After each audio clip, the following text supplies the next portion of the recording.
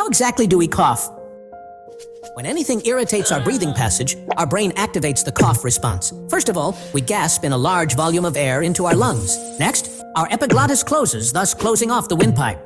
Then our rib muscles begin to contract, thus putting pressure on the lungs. But as the windpipe is closed, the air can't move out, so more pressure builds up. Finally, the epiglottis opens and air forcefully rushes out, carrying the irritant and thus producing a cough.